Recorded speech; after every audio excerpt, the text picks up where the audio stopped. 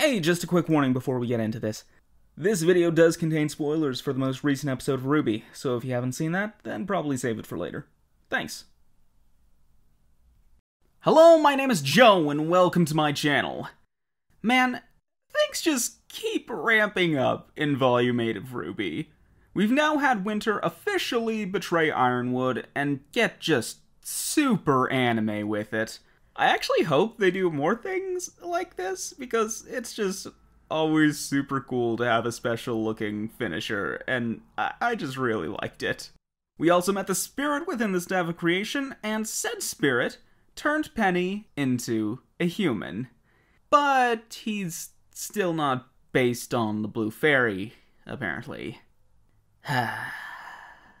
But the aspect most intriguing to me, as one might expect, was the cliffhanger we got at the end of this episode, wherein Ambrosius creates an in-between world to allow transport between Atlas and Vacuo before leaving with the dire warning, "Do not fall."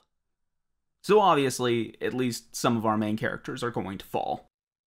I mean, it's pretty clear given how the intro shows Ruby falling through ice into an inky void. As such, I decided to give my predictions on what this could mean for Ruby, as well as the next volume. This theory gets pretty crazy. Yeah, take all this with a grain of salt.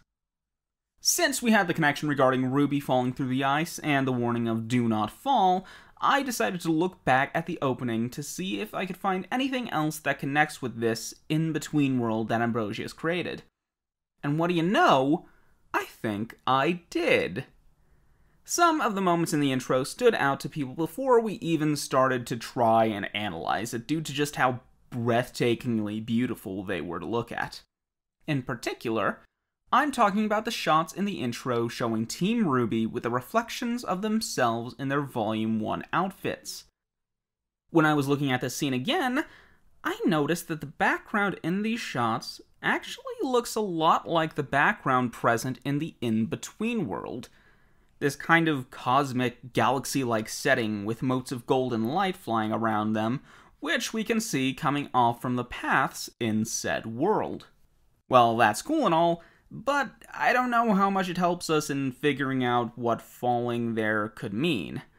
Really, we have very little indication overall as to what anything with this world means. All we really know is that it's pretty, it doesn't have guardrails, and it's the solution to Ambrosius' problem with bending spacetime. Huh. Maybe it could be something to do with that, actually.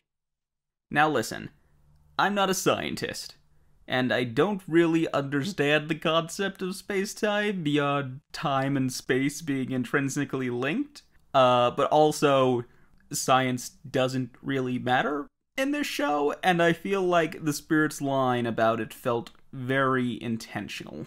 And what did I mention we see in the intro in these moments in Ambrosius' world? We see Team RWBY's past selves.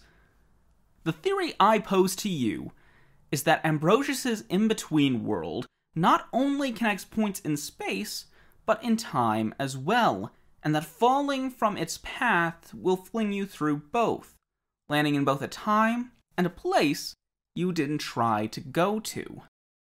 The final scene in the intro could also connect to this.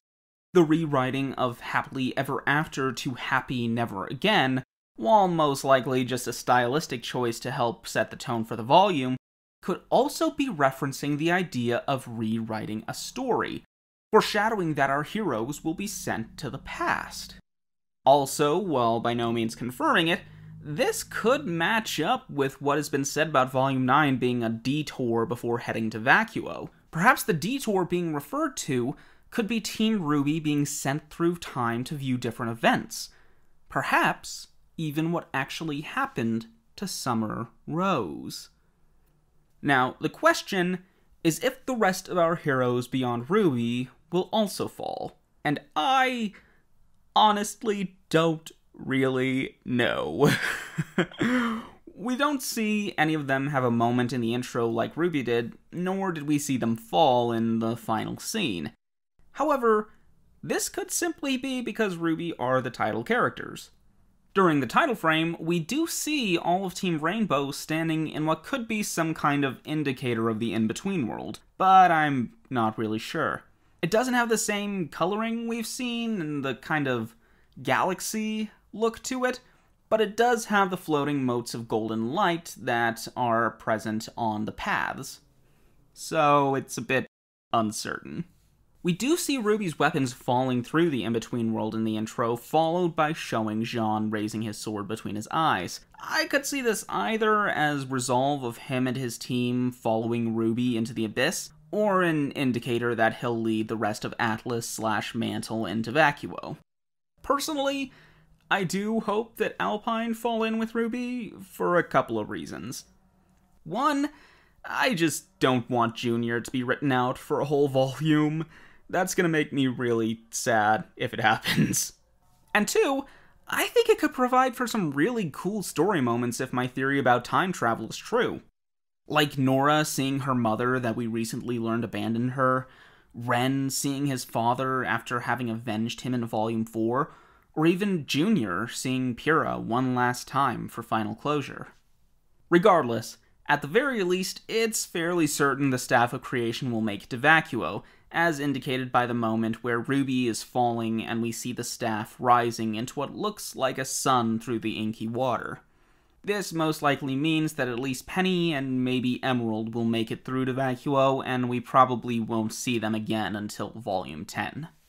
I know that this probably won't happen, but I could even see Ruby sacrificing herself to be the only one to fall given the end of the intro, where it shows Crescent Rose standing alone in the moonlight. If nothing else, I definitely think we'll see Ruby on her own wherever she might end up at the end of the volume. Or it could just be that the Broken Moon and Crescent Rose are kind of the closest thing that Ruby has to a mascot, so it could just be that why the end of the intro is like that. I don't really know. So, I'm not gonna lie, guys. This theory isn't good.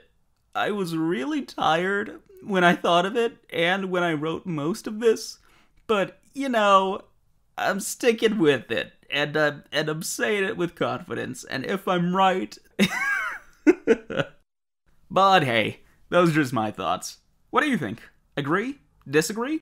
Think time travel is usually a bad idea to implement into a story? Let me know in the comments below. And, you know, subscribe. I'm trying to do a video every week or so, so you might find something you like. Till next time, safe journeys, my friends.